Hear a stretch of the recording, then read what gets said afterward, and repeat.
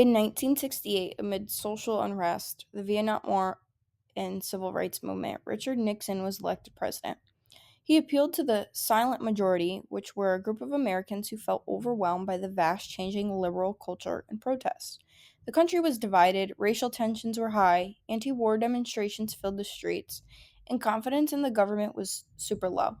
Nixon's win marked a shift toward conservatism, even though many of his policies would end up expanding social programs.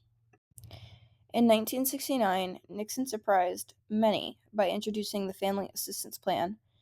This plan would have guaranteed a basic income to poor families that had children. It was seen as a bold welfare reform, replacing the stigmatized Aid to Families with Dependent Children, AFDC.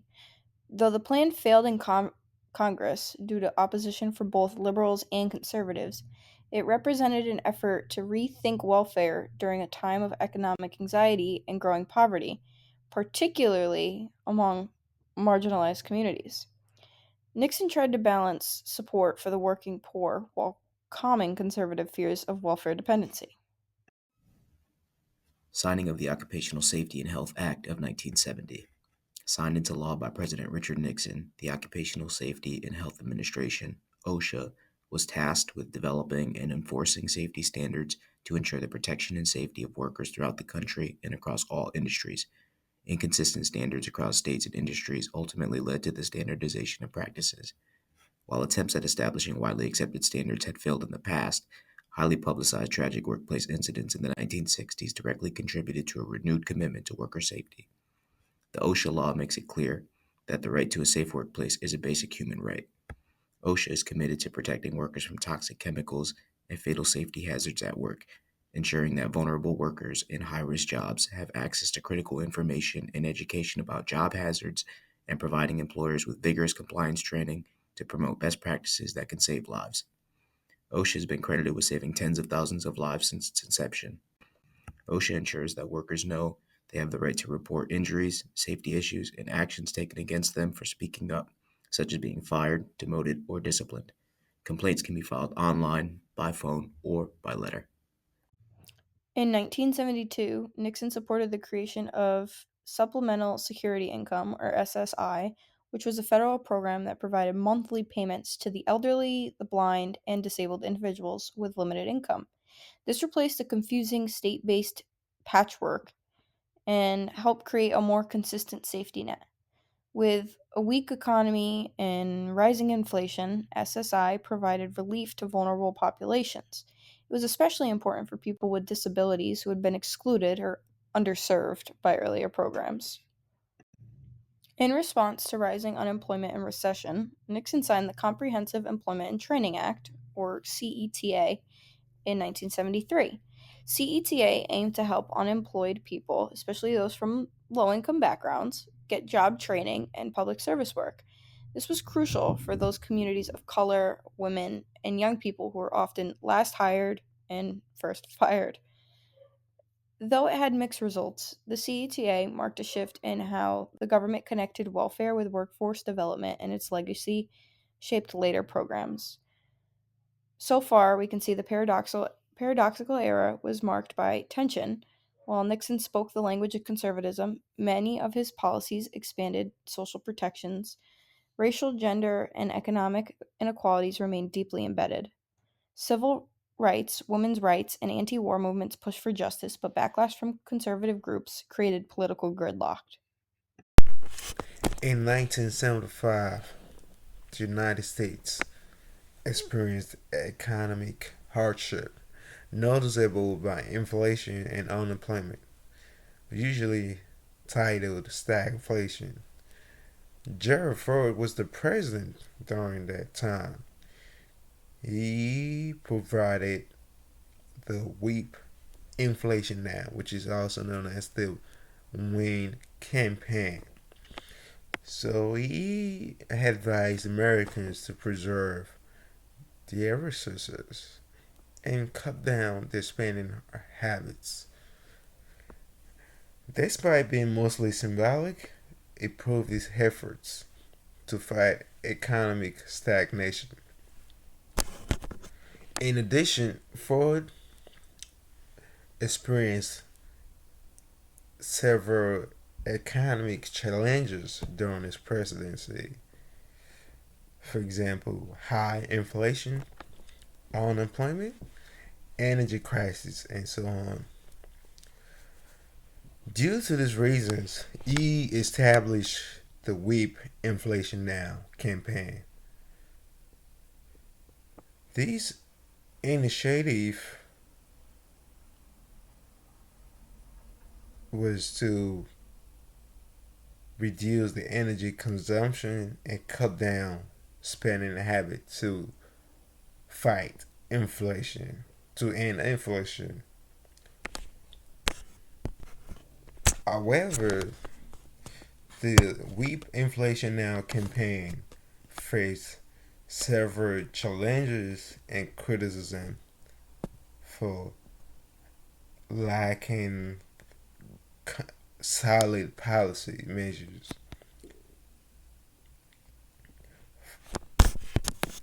Ford's administration struggled to execute these effective economic policies, and the economic difficulties continued throughout his presidency.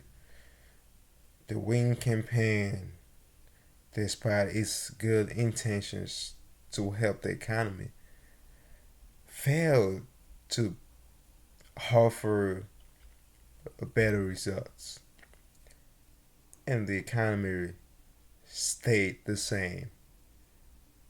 And there was major concern for the American people. Signing of Earned Income Tax Credit. Signed by President Gerald Ford, the Earned Income Tax Credit was legislation that was the first of its kind. Through this legislation, workers who earned less than $4,000 a year were given a tax credit that equaled 10% of their income. This credit was the first ever attempt at using the tax system as a way to get money back into the hands of the people who were most in need. Initially meant to be only a temporary measure, the Earned Income Tax Credit's success at providing resources to those most in need resulted in this becoming a permanent fixture in the fight against poverty. Over time, the size of the credit available to reduce tax liability was increased, and more people became eligible for this program. The expansion of the EITC eventually led to credits for families having children to assist in reducing the financial burden that comes along with raising a family. This program has not been without controversy, however. Opponents of this say that reducing the tax liability of low income people and those with families removes their responsibility to contribute towards the common good. Even with this belief existing, the Earned Income Tax Credit has been heralded as the best anti poverty and pro family measure to ever be enacted by Congress. During the era of 1976, Jimmy Carter won the presidency as a, I quote, Washington outsider, I quote. He was promising economic improvement and cultural healing. He united white Southerners and black Americans. He reinforced family values, civil rights. Jimmy Carter was inaugurated as the 39th President of the United States. His presidency focused on human rights, energy conservation, and social welfare reforms. Carter's approach to government was deeply rooted in his belief in transparency and a commitment to tackling the country's economic and energy crisis. In addition, Carter tried to fight the nightmares of the villain and Watergate that had shattered the public confidence in government. The citizens of Americans leaned towards leaders who were outside of Washington environment. They wanted a leader that can make a better change in the American economy. Carter tried to blame Gerald Ford, which was the former president, in 1975. He stated that Ford had so many failures and it was a disgrace to the American citizen. He called out government that has honesty and decent fear and competence for the American people. Most of his campaigns sets a new pattern for presidential nomination approaches in American politics.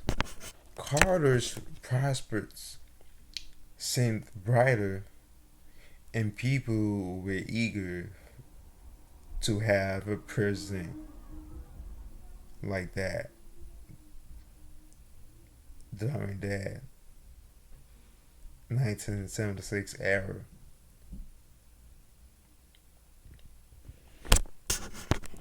And finally, Carter's presidency marked as a conservative shift in the Democratic Party's approach to economic management.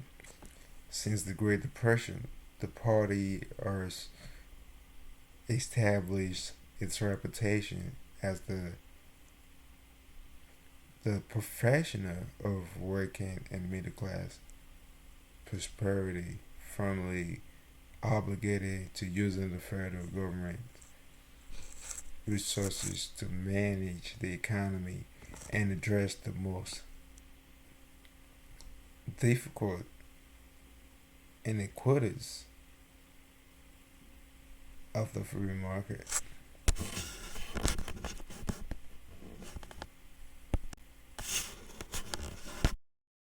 On January 20th, 1977, Jimmy Carter took office as the 39th President of the United States, succeeding Gerald Ford.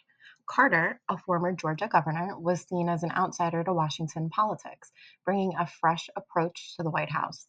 His inaugural address emphasized values like honesty, human rights, and the importance of compassion in U.S. foreign and domestic policies.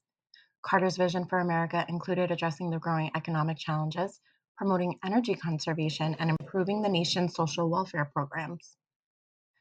One of the central ideas Carter focused on was government transparency and the need to rebuild trust in U.S. institutions after the Watergate scandal. In his first days, Carter worked to forge a more inclusive and progressive agenda, promising to tackle both domestic issues like energy, healthcare, and international issues, particularly around human rights.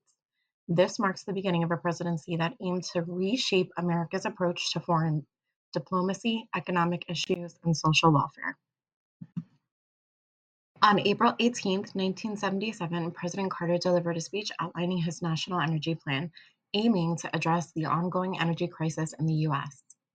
At the heart of Carter's plan was the recognition that the country had become increasingly dependent on foreign oil, which left the U.S. vulnerable to price hikes and geopolitical instability, especially following the 1973 oil embargo.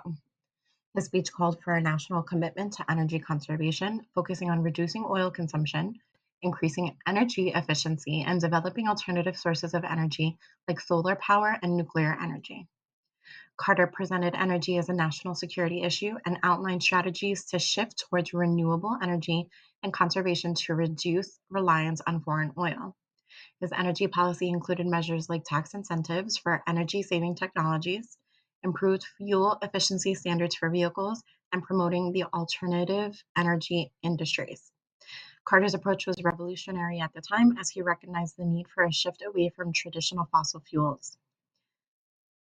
Though Carter's energy policies were ambitious, they were also seen as difficult to fully implement, especially amid a growing economic downturn and political resistance to further government regulation.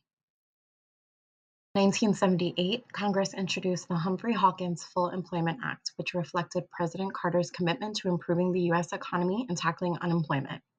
The bill was a landmark effort to use government intervention to ensure that the country would move toward full employment, a critical concern during a time of economic stagnation and inflation known as stagflation. The Act's primary goal was to create a federal job guarantee providing opportunities for all Americans who wanted to work, particularly in sectors like public infrastructure and social services. The act also called for a significant reduction in inflation, addressing the dual problems of rising prices and a sluggish economy that affected many families. While it was an ambitious piece of legislation, it ultimately faced challenges in gaining full support. Political opposition and the economic realities of the time made it difficult to fully implement its provisions. Nevertheless, the Humphrey Hopkins Act was an important step in rethinking the role of the federal government in managing the labor market and trying to find solutions to unemployment. Through this act, Carter and his supporters tried to address deep economic disparities, but it also highlighted the difficulties of balancing fiscal responsibility with social intervention. The 1979 Convention for Women's Rights was the result of years of advocacy by women's rights activists around the world. The United Nations had established a Commission on the Status of Women in 1946, but it wasn't until the 1970s that the issue of discrimination against women gained significant traction. Activists, including many from the feminist movement, pushed for that convention that would recognize the unique ways in which women were discriminated against and provide a framework for addressing it. The United Nations General Assembly adopted the convention in 1979, with the United States being among the first countries to ratify it. This marked a significant change in U.S. stances on women's rights, as it had previously been reluctant to ratify the international human rights treaties. The convention was a powerful tool for women's rights activists, as it provided a legal framework for challenging discrimination and a mechanism for holding governments accountable for protecting women's rights. The Adoption Assistance and Child Welfare Act of 1980 was enacted by the U.S. government on June 17, 1980. Its purpose is to establish a program of adoption assistance, strengthen the program of foster care assistance for needy and dependent children, and improve the child welfare, social services, and aid to families with dependent children programs. This act amended Titles 4-B and XX of the Social Security Act. Under this act, there were three titles. Title I was Adoption and Foster Care Assistance, with excuse me. Title II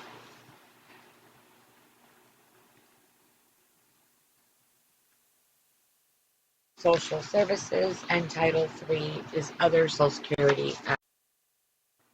The Adoption Assistance